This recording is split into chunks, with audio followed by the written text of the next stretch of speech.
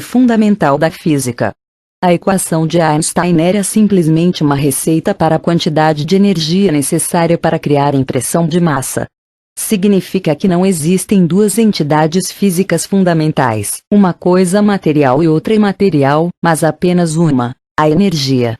Tudo em nosso mundo, qualquer coisa que seguremos na mão, por mais densa, pesada ou grande que seja, no nível mais fundamental, se reduz a um conjunto de cargas elétricas interagindo com o mar que está em segundo plano de campos eletromagnéticos e outros campos energéticos, uma espécie de força de atrito eletromagnética. Escreveria mais tarde que a massa não equivalia à energia. A massa era energia 36 ou então, de um modo ainda mais fundamental, não há nenhuma massa. Só existe a carga. O famoso escritor de ficção científica Arthur C. Clarke prognosticou mais tarde que a dissertação de Aisha Ueda Puthoff seria um dia considerada um documento memorável, 37 em 3001. Final Odyssey. Ele aprovou a contribuição dos cientistas criando uma espaçoonave movida por um impulso que anulava a inércia, conhecido como impulso de Sharp, um acrônimo para Sakharov, Aisha, Alfonso Ueda e Puthoff. 38 Eis o que Clarke escreveu ao justificar o fato de ter imortalizado a teoria deles. O texto aborda um problema que é tão fundamental que normalmente é aceito como uma verdade absoluta. Costuma-se dizer, com grande indiferença, o universo é assim. A pergunta que HRP fizeram é a seguinte: o que confere massa, ou inércia, a um objeto para que ele requeira um esforço para começar a se mover, e exatamente o mesmo esforço para ser devolvido ao seu estado inicial? A resposta temporária que eles deram depende do fato pouco conhecido, impressionante e extrínseco às torres de marfim dos físicos, de que o suposto espaço vazio é um caldeirão de energias em ebulição. O campo de ponto zero, HRP propõe que tanto a inércia quanto a gravidade são fenômenos eletromagnéticos resultantes da interação com esse campo.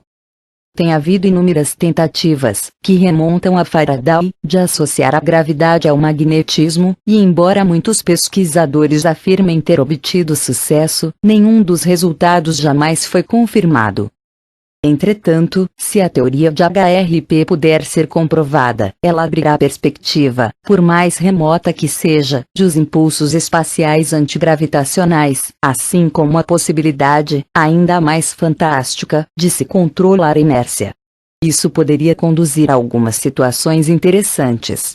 Se tocássemos delicadamente em alguém, a pessoa de imediato desapareceria a milhares de quilômetros por hora, até surgir do outro lado da sala um milésimo de segundo depois.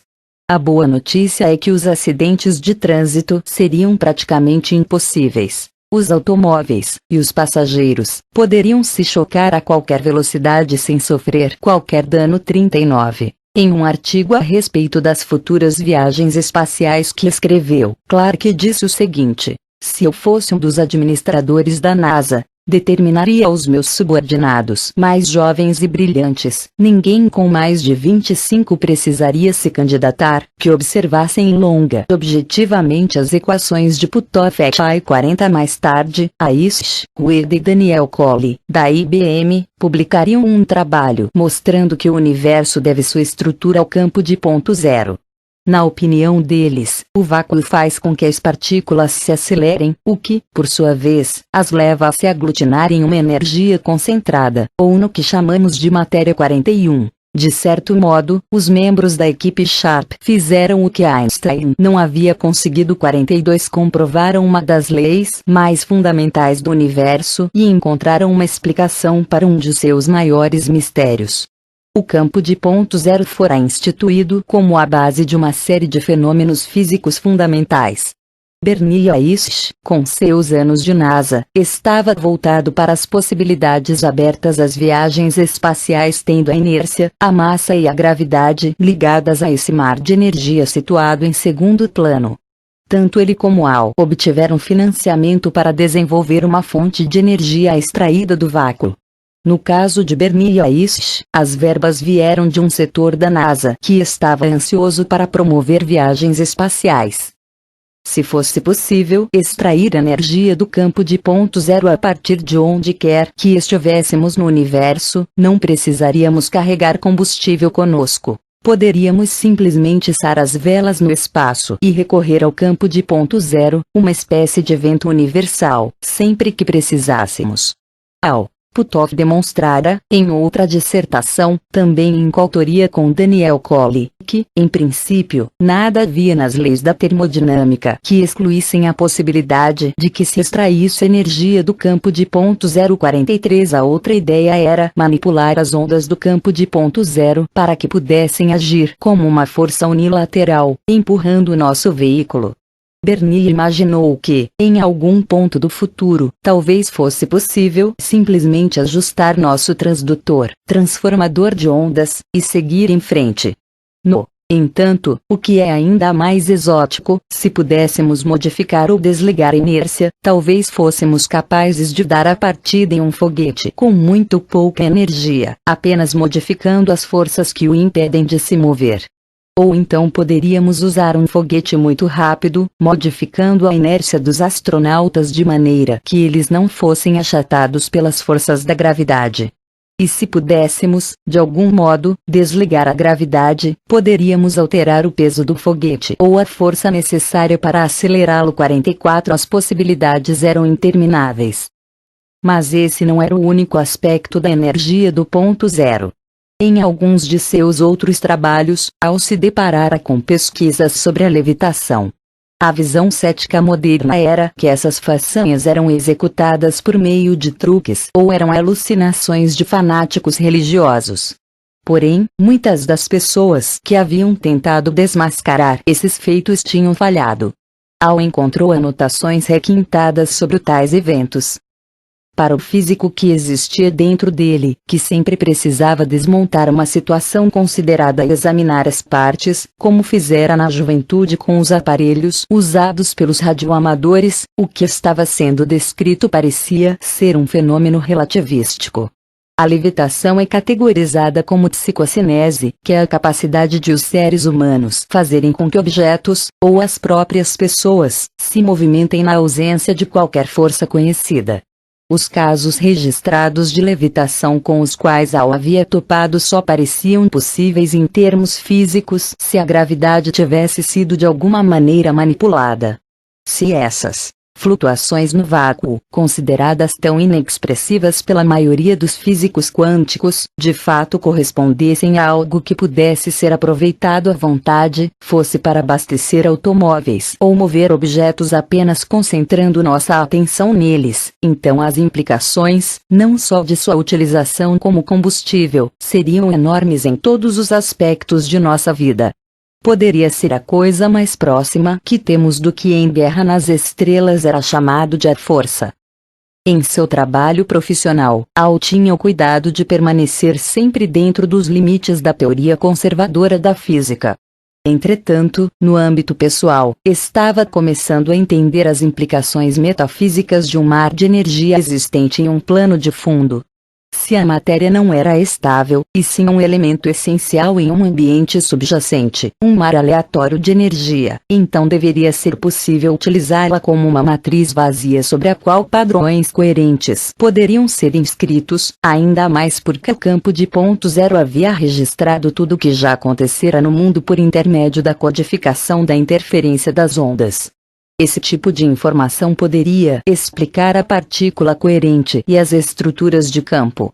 Mas também poderia haver uma escada ascendente de outras possíveis estruturas de informação, talvez campos coerentes ao redor de organismos vivos, ou quem sabe isso funcionaria como uma memória não bioquímica no universo. Poderia até ser possível de alguma maneira organizar essas flutuações por meio de um ato de vontade. 45 Como Clarke escreveu, é possível que já estejamos fazendo uso disso de uma maneira bem diminuta, o que talvez explique alguns dos resultados anômalos ou veronici que hoje estão sendo relatados em muitos dispositivos experimentais por técnicos aparentemente respeitáveis. 46 Assim como Einstein era um físico que não deixava sua mente correr à solta, mas quando ele se permitiu alguns momentos de especulação, percebeu que isso representava nada menos do que um conceito unificador do universo, que mostrava que tudo estava de algum modo conectado e equilibrado com o resto do cosmo. A moeda corrente do universo poderia ser a informação adquirida, estampada sobre esse campo fluido e imutável de informação. O campo demonstrou que a verdadeira moeda corrente do universo, a razão de sua estabilidade, é uma troca de energia. Se estávamos todos ligados por meio do campo, então talvez fosse possível recorrer a esse vasto reservatório de informação de energia e extrair informações dele. Com um banco de energia tão vasto a ser utilizado, praticamente qualquer coisa era possível se os seres humanos tivessem algum tipo de estrutura quântica que lhes permitisse ter acesso a ele. Mas havia obstáculo. Tudo isso exigiria que nosso corpo operasse de acordo com as leis do mundo quântico. Capítulo 3. Séries de luz. Fritz Albert Pope achou que havia descoberto a cura do câncer. Estávamos em 1970, um ano antes da viagem de Edgar Mitchell à Lua, e Pope, um biofísico teórico da Universidade de Marburg, na Alemanha, vinha dando aulas sobre radiologia, a interação da radiação eletromagnética nos sistemas biológicos. Ele estivera examinando o benzopireno, um hidrocarboneto policíclico conhecido como um dos carcinógenos mais letais para os seres humanos, e o iluminara com luz ultravioleta. Pope brincava muito com a luz. Era fascinado pelo efeito da radiação eletromagnética sobre os sistemas vivos desde os tempos em que estudara na Universidade de Würzburg. Durante o período em que cursou a graduação, ele estudava na casa, às vezes na própria sala, onde Wilhelm Röntgen por acidente tropeçara no fato de que os raios de determinada frequência podiam produzir imagens das estruturas rígidas do corpo. Pope estivera tentando determinar o que seria obtido se esse composto químico fatal fosse estimulado com luz ultravioleta, UV. Descobriu que o benzopireno possuía uma propriedade óptica bem estranha. Absorvia a luz, mas em seguida reemitia em uma frequência completamente distinta, como se um agente secreto da CIA interceptasse um sinal de comunicação do inimigo e o confundisse. Era uma substância química que também tinha a função de misturador, ou embaralhador, de frequências biológicas. Pope realizou então o mesmo teste no benzopireno, outro hidrocarboneto policíclico, que é praticamente idêntico sob todos os aspectos ao benzopireno, exceto por uma minúscula alteração na estrutura molecular. Essa diferença ínfima em um dos anéis do composto químico era fundamental, pois tornava o benzopireno inofensivo para os seres humanos. A luz passava inalterada por essa substância química particular. Pope continuou perplexo com essa diferença e continuou a experimentar com a luz e com os compostos químicos. Ele realizou esse mesmo teste em 37 outras substâncias químicas, algumas causadoras de câncer e outras não. Depois de algum tempo, as coisas chegaram a um ponto em que ele era capaz de prever quais substâncias poderiam causar câncer. Os compostos químicos que eram carcinogênicos sempre recebiam a luz UV, absorviam-na e mudavam a frequência dela. Esses compostos químicos tinham outra propriedade estranha. Cada um dos carcinógenos reagia à luz apenas em um comprimento de onda específico, 380 nanômetros. Pope continuou a se perguntar por que uma substância causadora de câncer seria um misturador de luz. Ele começou a consultar a literatura científica, em particular a respeito das reações biológicas humanas, e se deparou com informações acerca de um fenômeno chamado fotorreparação. E de conhecimento geral que, a partir de experiências biológicas de laboratório, se pudermos bombardear uma célula com luz UV de maneira que 99% dela, inclusive seu DNA, sejam destruídos, é possível reparar inteiramente o dano em um único dia apenas iluminando a célula com o mesmo comprimento de onda de intensidade muito fraca. Até hoje, os cientistas convencionais não entendem esse fenômeno, mas ninguém o questionou. Pope também sabia que os pacientes com um problema de pele chamado xeroderma acabam morrendo de câncer de pele porque o sistema de fotorreparação deles não funciona e, portanto, não repara o dano causado pelo sol. Pope ficou aturdido ao descobrir que a fotorreparação obtém máxima eficiência a 380 nanômetros, o mesmo comprimento de onda que os compostos químicos causadores de câncer embaralham e ao qual reagem. Foi aí que Pope deu seu salto lógico. A natureza era perfeita demais para que isso fosse uma simples coincidência. Se os carcinógenos só reagiam a esse comprimento de onda, ele precisava necessariamente estar de alguma forma relacionado com a fotorreparação. Se fosse este o caso, isso significaria que precisava haver alguma luz no corpo responsável pela fotorreparação. Um composto químico cancerígeno deve causar câncer porque bloqueia permanentemente essa luz e a embaralha, de modo que a fotorreparação não consegue mais funcionar. Pope ficou profundamente perplexo ao pensar nisso tudo. Decidiu que essa seria a base de seu trabalho futuro. Redigiu sua dissertação, mas falou com poucas pessoas a respeito dela. Ficou contente, mas não propriamente surpreso, quando uma prestigiosa publicação especializada em câncer concordou em publicá-la. Nos meses que antecederam a publicação do trabalho, Pope ficou um tanto impaciente, preocupado com a possibilidade de a sua ideia ser roubada. Qualquer revelação descuidada de sua parte para um observador casual poderia levar o ouvinte a patentear a descoberta de Pope. Tão logo a comunidade científica se desse conta de que Pope havia descoberto a cura do câncer, ele seria um dos cientistas mais celebrados de sua época. Era sua primeira incursão em uma nova área da ciência, que iria proporcionar-lhe o prêmio Nobel. Pope, afinal de contas, estava acostumado a homenagens. Até aquele momento, ganhara quase todos os prêmios que poderiam ser concedidos na vida acadêmica. Até mesmo conquistar o prêmio Röntgen por seu trabalho final na graduação, que consistiu na construção de um pequeno acelerador de partículas. Esse prêmio, que tinha o nome do herói de Pope, Wilhelm Röntgen, é concedido todos os anos ao melhor aluno da graduação de Física da Universidade de Würzburg. Pope estudara como um jovem possuído. Terminara os exames bem antes dos outros alunos. Recebeu seu doutorado em Física Teórica em tempo recorde, levando pouco mais de 2 anos para concluir o curso, que costumava durar 5 anos para a maioria dos acadêmicos. Na ocasião de sua descoberta, Pope já era famoso entre os colegas como um jovem gênio, não apenas por causa de sua capacidade, mas devido à sua aparência jovem e elegante. Quando a dissertação foi publicada, Pope tinha 33 anos e era bem apessoado, tinha o queixo erguido, os olhos azuis acinzentados, o olhar direto de um valentão de Hollywood e um rosto de menino que levava todos a supor que ele era anos mais jovem.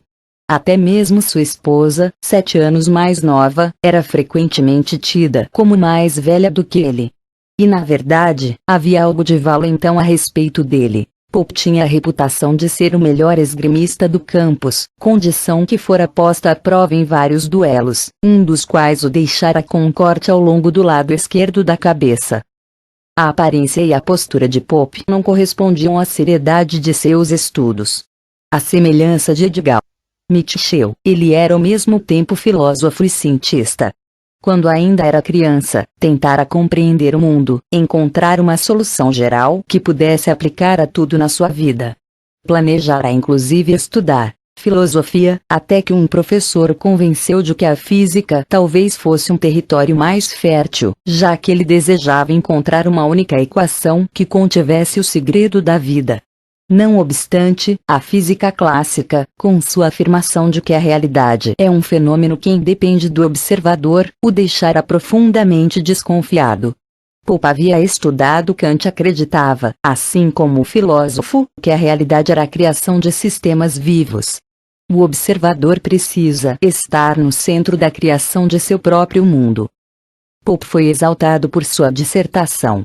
O Deutsche-Krebsforschungszentrum, Centro Alemão de Pesquisa do Câncer, em Heidelberg, convidou-o para falar diante de 15 dos principais especialistas em câncer do mundo durante uma conferência de 8 dias sobre todos os aspectos do câncer. O convite para fazer uma palestra para um grupo tão distinto foi uma oportunidade incrível, que aumentou seu prestígio no campus universitário. Ele chegou vestindo um terno novo, era a presença mais elegante no congresso acadêmico, mas foi o pior orador, pois precisou se debater com o seu inglês para se fazer entender. Tanto na apresentação como na dissertação, a competência científica de Pope era inatacável, exceto por um detalhe. O trabalho partia do princípio que uma luz fraca de 380 nanômetros estava de alguma maneira sendo produzida no corpo. Para os pesquisadores do câncer, esse detalhe era uma espécie de piada.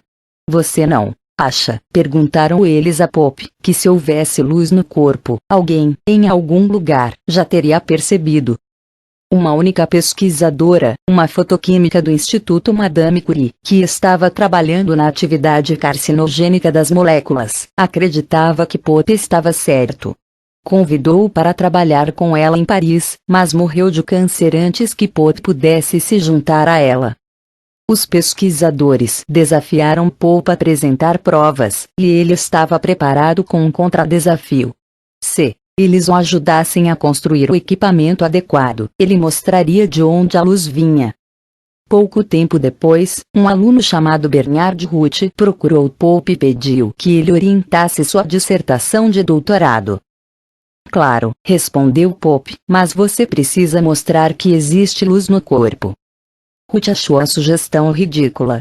É claro que não há luz no corpo. Tudo bem, disse Pope.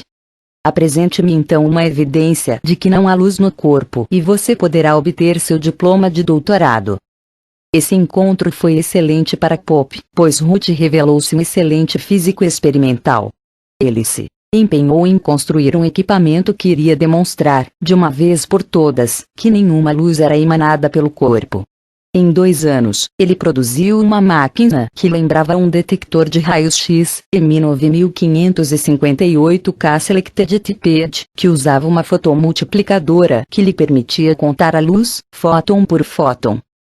Até hoje esse ainda é um dos melhores equipamentos da área. A máquina precisava ser altamente sensível, pois estaria medindo o que Pope supunha ser emissões extremamente fracas. Em 1976, eles estavam prontos para o primeiro teste. Tinham cultivado pepinos que brotaram de sementes, que estão entre as plantas mais fáceis de cultivar, e os colocaram na máquina. A fotomultiplicadora detectou que fótons, ou ondas luminosas, de intensidade surpreendentemente elevada, estavam sendo emitidas pelos pepinos. Ruth mostrou-se muito cético. Isso tinha alguma coisa a ver com a clorofila, argumentou ele, ponto de vista compartilhado por Pope. Decidiram que no teste seguinte, com algumas batatas, cultivariam as plantas no escuro, para que não fizessem fotossíntese. Mesmo assim, quando foram colocadas no fotomultiplicador, as batatas registraram uma intensidade de luz ainda maior. Pope deduziu que era impossível que o efeito tivesse qualquer relação com a fotossíntese. Além disso, esses fótons, nos sistemas vivos que eles haviam examinado, eram mais coerentes do que qualquer coisa que ele jamais vira. Na física quântica, coerência quântica significa que partículas subatômicas são capazes de cooperar. Essas ondas ou partículas subatômicas não apenas têm conhecimento umas das outras, mas estão altamente interligadas por faixas de campos eletromagnéticos comuns, de modo que podem se comunicar em conjunto. Elas são como uma profusão de diapasões que começam a reverberar juntos. Quando as ondas entram em fase, começam a agir como uma única onda gigante e uma única partícula subatômica gigante. Torna-se difícil distingui-las. Muitos dos estranhos efeitos quânticos vistos em uma única onda se aplicam ao todo. Algo feito a uma delas afetará as outras. A coerência estabelece a comunicação. E como uma rede telefônica subatômica, quanto maior a Coerência, melhora a qualidade da rede telefônica e mais refinados são os padrões de onda do telefone. O resultado final se assemelha um pouco a uma grande orquestra. Todos os fótons estão tocando juntos, mas com instrumentos individuais que são capazes de tocar partes solo. Não obstante, quando estamos ouvindo, é difícil distinguir um instrumento isolado. Ainda mais impressionante era o fato de Pope estar testemunhando o nível mais elevado possível de ordem quântica, ou coerência, em um sistema vivo. Em geral, essa coerência, chamada de condensado de Bose-Einstein, só é observada em substâncias materiais como os superfluidos ou supercondutores estudados em laboratório com ambientes extremamente frios, apenas poucos graus acima do zero absoluto, e não no ambiente quente e desarrumado de um ser vivo. Pope começou a pensar a respeito da luz na natureza. A luz, é claro, estava presente nas plantas, a fonte de energia usada durante a fotossíntese. É possível que quando comemos alimentos vegetais, pensou ele, absorvamos os fótons e os armazenemos. Por exemplo, se ingerirmos um pouco de brócolis, quando o digerimos, ele é metabolizado em dióxido de carbono, e água, mais a luz armazenada do sol e presente na fotossíntese. Extraímos o CO2 e eliminamos a água, mas a luz, uma onda eletromagnética, precisa ser armazenada. Quando recebida no corpo, a energia desses fótons se espalha, sendo depois distribuída por todos os espectros de frequências eletromagnéticas, da mais baixa à mais alta. Essa energia torna-se a força motriz de todas as moléculas do nosso corpo. Os fótons ativam os processos do corpo como um maestro introduz cada instrumento individual no som coletivo. Em frequências diferentes, eles executam funções distintas. Pope descobriu, por meio de experiências, que as moléculas nas células respondiam a certas frequências e que uma amplitude de vibrações dos fótons causava uma variedade de frequências em outras moléculas do corpo. As ondas de luz também responderam à pergunta de como o corpo era capaz de realizar, instantaneamente, complicadas façanhas com diferentes partes do corpo ou fazer duas ou mais coisas ao mesmo tempo.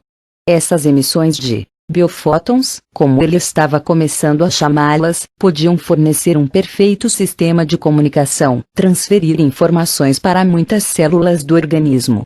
Mas a pergunta mais importante permanecia: de onde elas estavam vindo? Um aluno muito talentoso de Pope convenceu a tentar uma experiência. Sabe-se que quando aplicamos uma substância química chamada brometo de etídio em amostras de DNA, a substância se comprime no meio dos pares de bases da dupla hélice, fazendo com que ela se desenrole. O aluno sugeriu que, após aplicar a substância, ele e Pope tentassem medir a luz que se desprendia da amostra. Pope descobriu que quanto mais ele aumentava a concentração da substância química, mais o DNA se desenrolava, e a intensidade da luz também ficava mais forte. Ele também descobriu que o DNA era capaz de emitir uma vasta amplitude de frequências e que algumas delas pareciam associadas a determinadas funções. Se o DNA estivesse armazenando essa luz, ele naturalmente emitiria mais luz quando se desenrolasse. Essas e outras pesquisas demonstraram a Pope que um dos maiores depósitos de luz e fontes de emissões de biofótons é o DNA. Este último deveria ser como o diapasão principal no corpo. Ele acionaria uma frequência particular e outras moléculas seguiriam o exemplo. Era perfeitamente possível, compreendeu Pope, que ele tivesse tropeçado no elo perdido da atual teoria do DNA, que talvez pudesse explicar o maior milagre em toda a biologia humana, a maneira como uma única célula se transforma em um ser humano.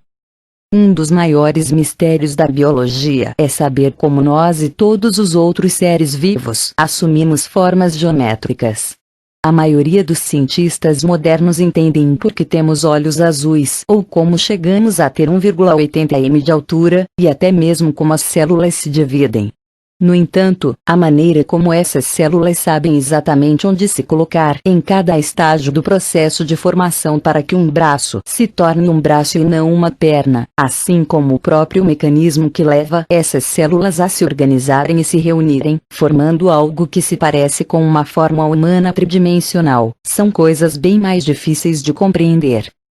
A explicação científica habitual está relacionada às interações químicas entre as moléculas e com o DNA, a dupla hélice espiralada do código genético que contém um modelo das proteínas e aminoácidos do corpo. Cada hélice do DNA, ou cromossomo, e os 26 pares idênticos estão presentes em cada uma dos milhares de milhões de células do nosso corpo. 4. Contém uma longa cadeia de nucleotídeos, ou bases, de 4 diferentes componentes, abreviados como A, T, C e G, dispostos em uma ordem única em cada corpo humano. A ideia preferida é que existe um programa genético de genes que operam coletivamente para determinar a forma ou, na perspectiva de neodarwinistas como Richard Dawkins, que genes implacáveis, como os gangsters de Chicago, têm poderes para criar a forma e que nós somos máquinas de sobrevivência, veículos robóticos programados para preservar as moléculas egoístas conhecidas como genes 5. Essa teoria promove o DNA como o homem da renascença do corpo humano, arquiteto, mestre de obras e casa de máquinas, cujas ferramentas para toda essa incrível atividade são um punhado de substâncias químicas que formam as proteínas. A visão científica moderna é que o DNA de alguma maneira consegue construir o corpo e liderar todas as suas atividades dinâmicas simplesmente desligando e ligando de modo seletivo determinados segmentos, ou genes, cujos nucleotídeos, ou instruções genéticas, escolhem certas moléculas de RNA, que por sua vez selecionam, em um grande alfabeto de aminoácidos, as palavras genéticas que criam proteínas específicas. Essas proteínas são supostamente capazes de desenvolver o corpo e ligar e desligar todos os processos químicos no interior da célula que controlam o funcionamento do corpo. Sem dúvida, as proteínas desempenham um papel importante nas funções corporais. A falha dos darwinistas reside na explicação insuficiente de como o DNA sabe quando coordenar tudo isso e também como essas substâncias químicas, que colidem às cegas umas com as outras, conseguem operar mais ou menos ao mesmo tempo. Cada célula passa, em média, por cerca de 100.000 reações químicas por segundo, um processo que se repete simultaneamente em cada célula do corpo. Em qualquer segundo considerado, ocorrem bilhões de reações químicas de um ou outro tipo. A cronometragem precisa ser muito refinada, pois se qualquer um dos processos químicos individuais em todos os milhões de células do corpo saísse de sincronia por uma fração insignificante de tempo, os seres humanos explodiriam em uma questão de segundos. Mas o que a maior parte dos geneticistas não abordará é: se o DNA é a sala de controle, qual seria então o mecanismo de feedback que possibilita que ele sincronize as atividades dos genes e células individuais de modo que ponham em prática os sistemas em uníssono? Qual é o processo químico ou genético que diz a certas células que elas devem se tornar uma mão e não um pé?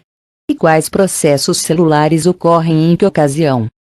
Se todos esses genes estão funcionando juntos como uma orquestra inimaginavelmente grande, quem ou o que é o maestro? E se todos esses processos são causados por uma simples colisão química entre moléculas, como podem funcionar rápido bastante para serem responsáveis pelos comportamentos coerentes que os seres humanos apresentam em cada minuto de suas vidas? Quando um ovo fertilizado começa a se multiplicar e produzir células filhas, cada uma começa a adotar uma estrutura e uma função que está de acordo com seu futuro papel no corpo. Embora cada filha contenha os mesmos cromossomos, com as mesmas informações genéticas, certos tipos de células imediatamente sabem como usar diferentes informações genéticas para se comportar de um modo distinto das outras, de modo que certos genes precisam saber que é a sua vez de ser acionado.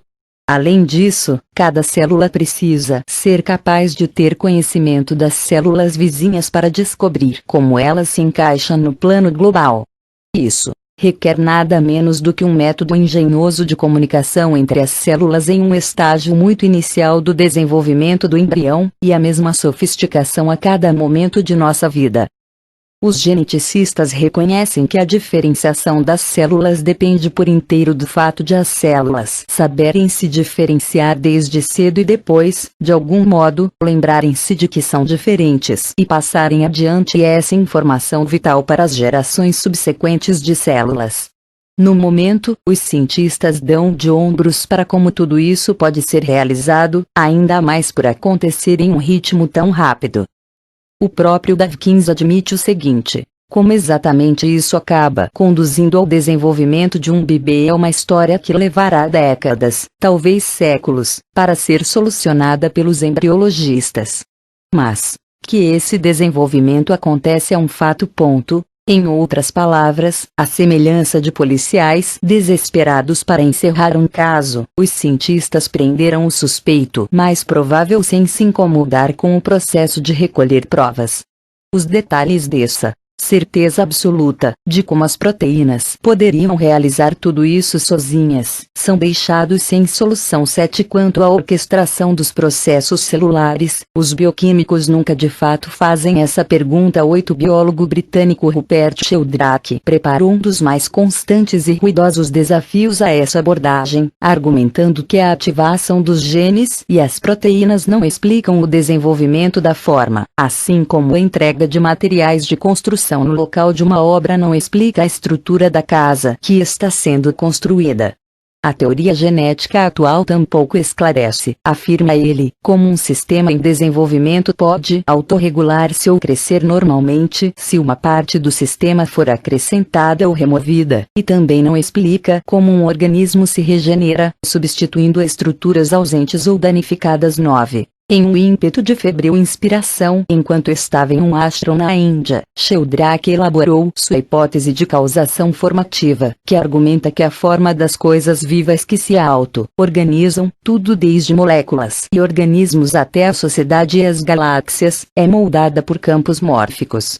Esses campos possuem uma ressonância mórfica, uma memória cumulativa, de sistemas semelhantes através das culturas e do tempo, de modo que espécies de animais e de plantas não apenas se lembram de qual deve ser a aparência delas, mas de como devem agir. Rupert Sheldrake usa o termo campos mórficos e todo um vocabulário de sua própria criação para descrever as propriedades auto-organizadoras dos sistemas biológicos. A ressonância mórfica é, a partir do ponto de vista dele, a influência de semelhante sobre semelhante através do espaço e do tempo. Ele acredita que esses campos, e acha que existem muitos deles, são diferentes dos campos eletromagnéticos porque reverberam através das gerações com uma memória inerente da forma e do formato corretos. 10 Quanto mais aprendemos, mais facilidade os outros terão para seguirem nossos passos.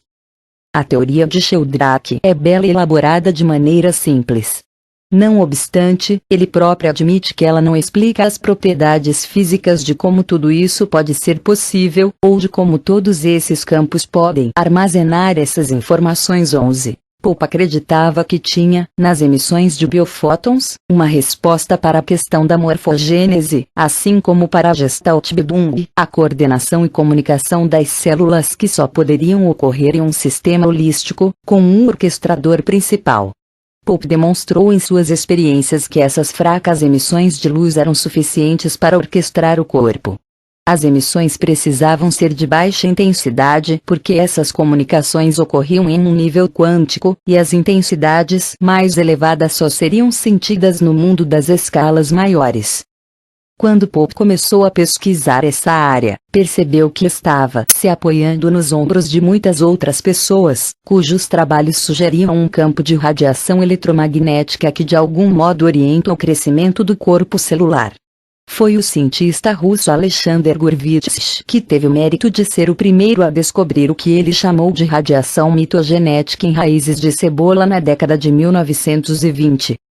Gurevich postulou que, provavelmente, um campo também era responsável pela formação estrutural do corpo, e não só pelas substâncias químicas. Embora o trabalho de Gurevich fosse em grande medida teórico, pesquisadores posteriores conseguiram demonstrar que uma radiação fraca dos tecidos estimula o crescimento das células nos tecidos adjacentes do mesmo organismo. 12 outras pesquisas antigas sobre esse fenômeno, hoje repetidas por muitos cientistas, foram conduzidas na década de 1940 pelo neuroanatomista Harold S. Burr, da Universidade Yale, que estudou e mediu campos elétricos ao redor dos seres vivos, em particular das salamandras.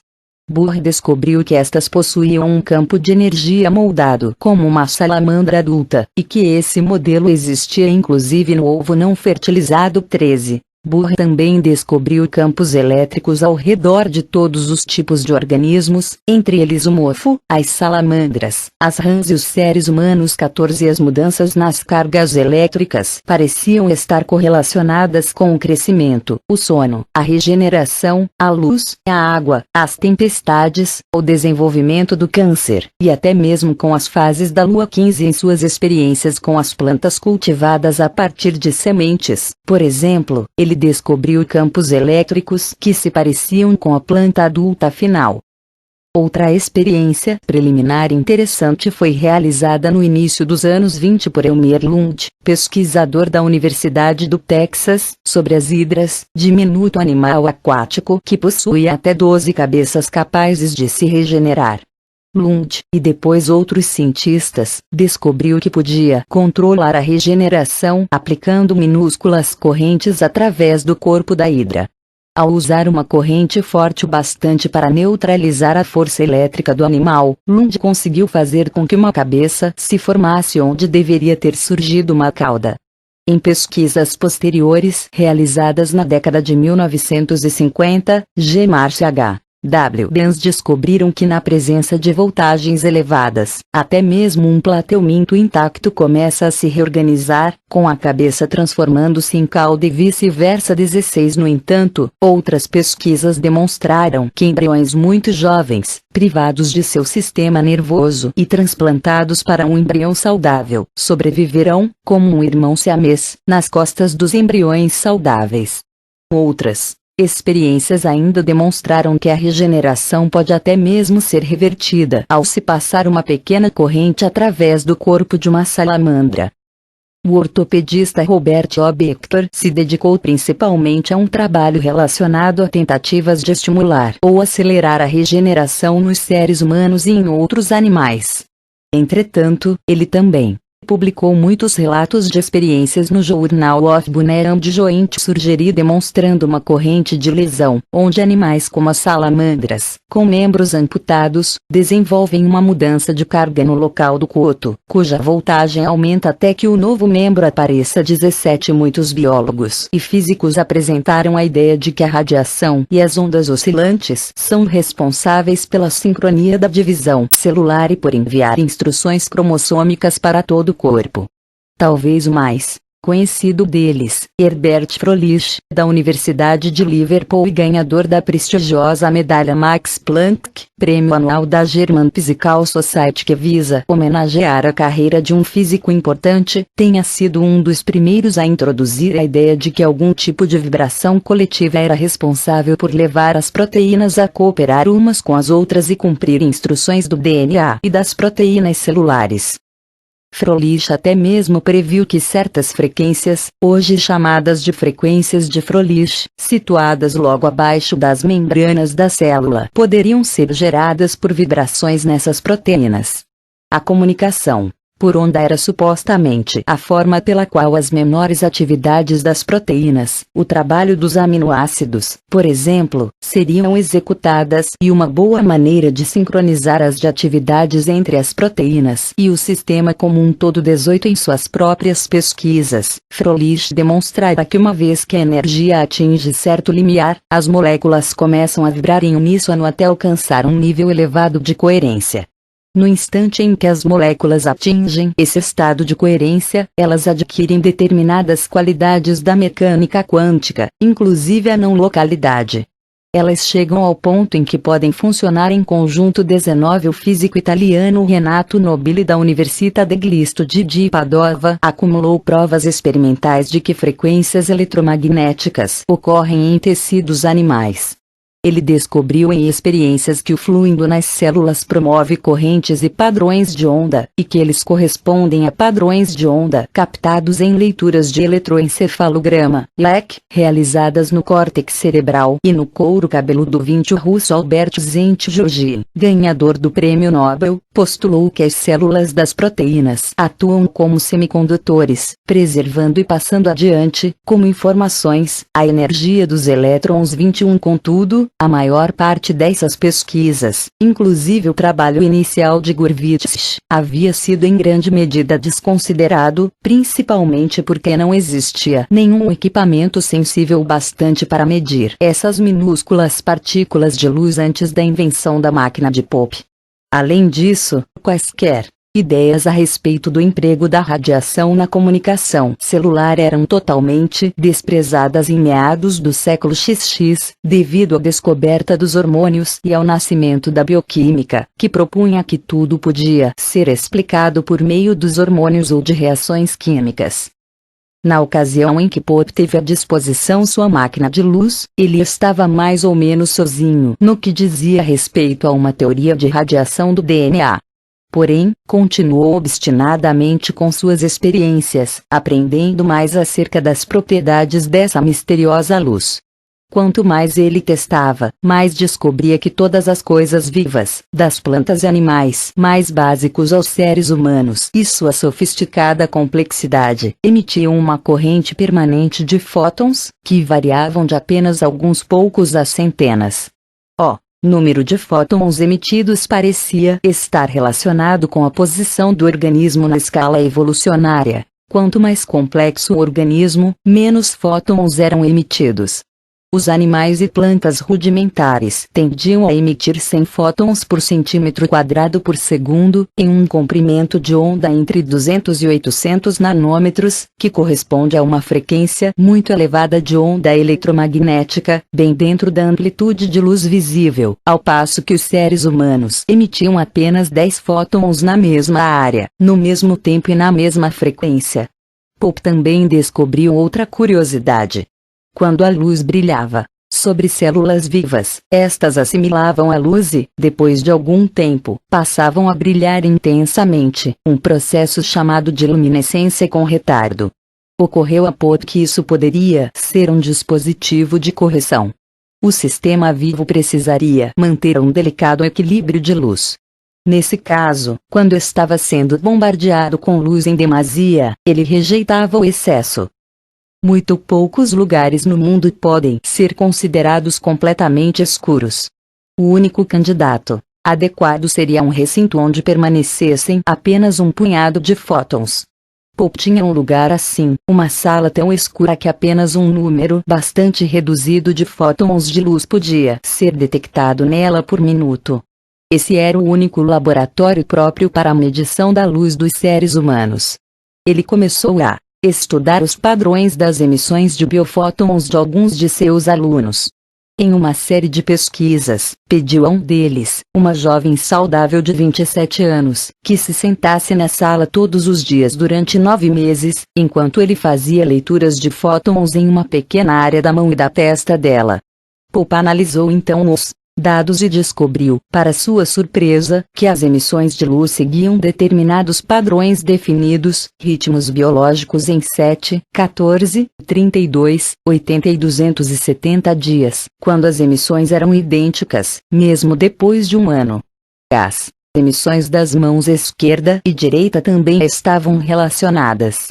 Quando havia um aumento no número de fótons emitidos pela mão direita, um acréscimo semelhante ocorria nos da mão esquerda. Em um nível subatômico, as ondas de cada mão estavam em fase.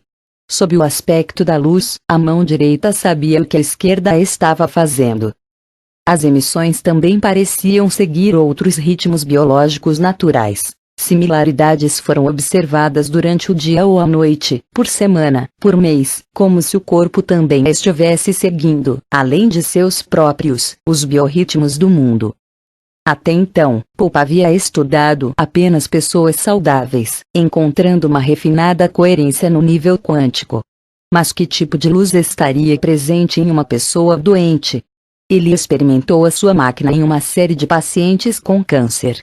Em todos os casos, os pacientes tinham perdido esses ritmos periódicos naturais, assim como a coerência deles. As linhas de comunicação interna estavam embaralhadas. Haviam perdido a conexão com o mundo. Na verdade, a luz delas estava se extinguindo. Exatamente o oposto ocorria no caso da esclerose múltipla, um estado de ordem excessiva. As pessoas com essa doença estavam assimilando um excesso de luz, o que estava inibindo a capacidade das células desempenharem suas atividades. O excesso de harmonia cooperativa impedia a flexibilidade e a individualidade. É como um número excessivo de soldados marchando em sincronia quando atravessam uma ponte, fazendo com que ela desmorone. A coerência perfeita é um estado ideal entre o caos e a ordem. No caso do excesso de cooperação, era como se cada membro da orquestra não fosse mais capaz de improvisar. Os pacientes com esclerose múltipla estavam submergindo na luz 23. Pope também examinou o efeito do estresse. Em situações de estresse, a incidência de emissões de biofótons aumentava, um mecanismo de defesa destinado a tentar devolver o equilíbrio ao paciente. Todos esses fenômenos levavam Pope a pensar nas emissões de biofótons como uma espécie de correção da parte de um sistema vivo de flutuações do campo de ponto zero. Todo sistema gosta de ter um mínimo de energia livre. Em um mundo perfeito, todas as ondas cancelariam umas às outras por meio da interferência destrutiva.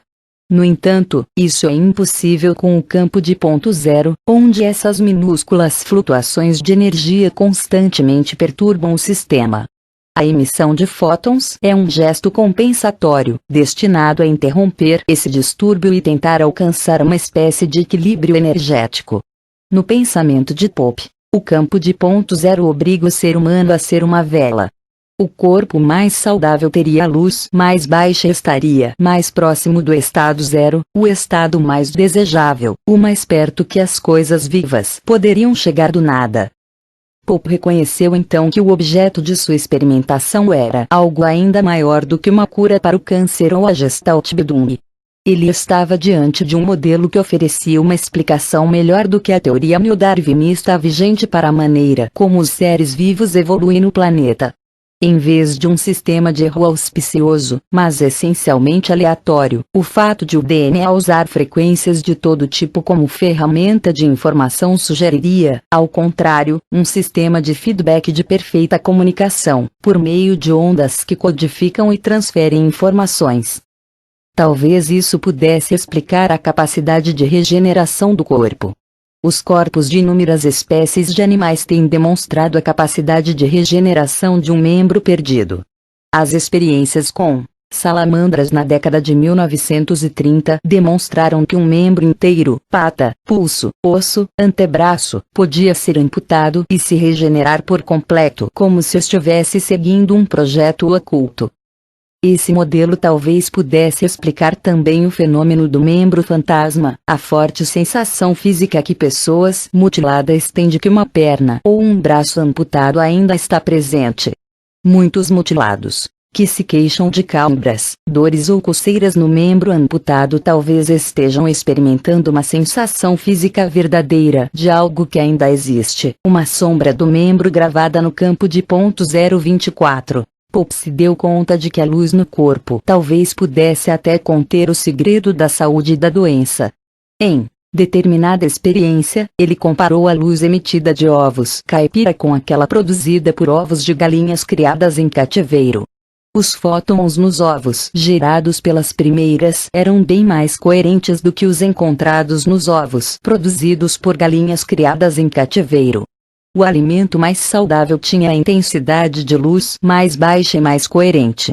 Qualquer distúrbio no sistema aumentava a produção de fótons.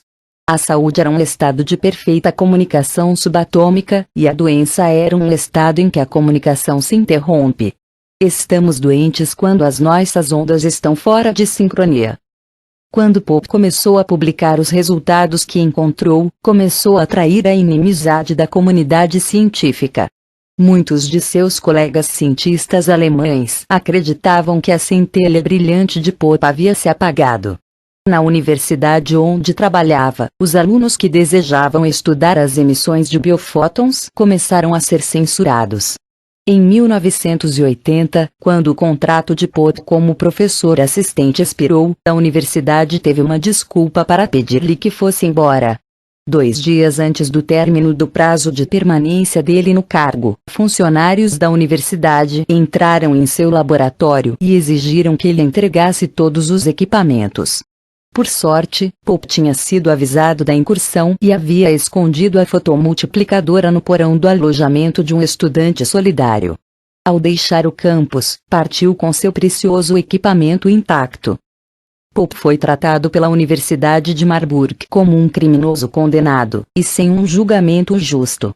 Tendo ocupado por alguns anos o cargo de professor assistente, Pope tinha direito a uma substancial indenização por seus anos de serviço, mas a universidade recusou-se a pagar o que lhe devia. Ele precisou processar a instituição para obter os 40.000 marcos que lhe eram devidos. Pope recebeu o dinheiro, mas sua carreira afundou. Ele era casado, tinha 3 filhos pequenos e aparentemente nenhuma possibilidade de conseguir um emprego.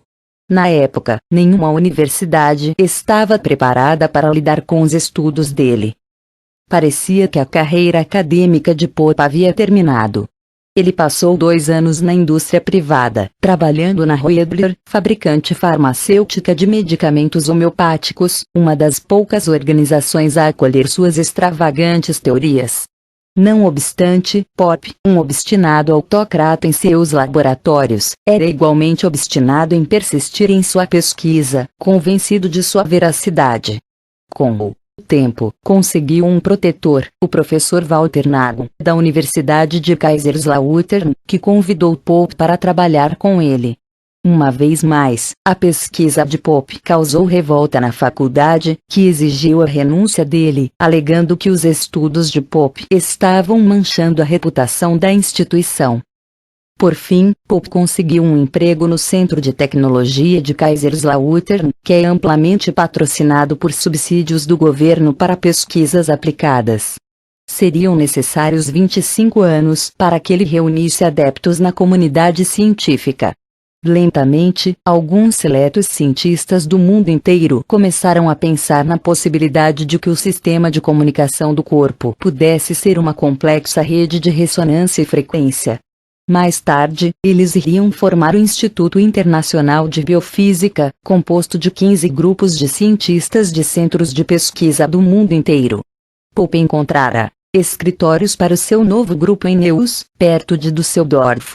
O irmão de um ganhador do Prêmio Nobel, um neto de Alexander Gurvitch, um físico nuclear da Universidade de Boston e do CERN em Genebra, 2 biofísicos chineses, finalmente cientistas de renome internacional começam a concordar com ele. A sorte de Pope estava mudando.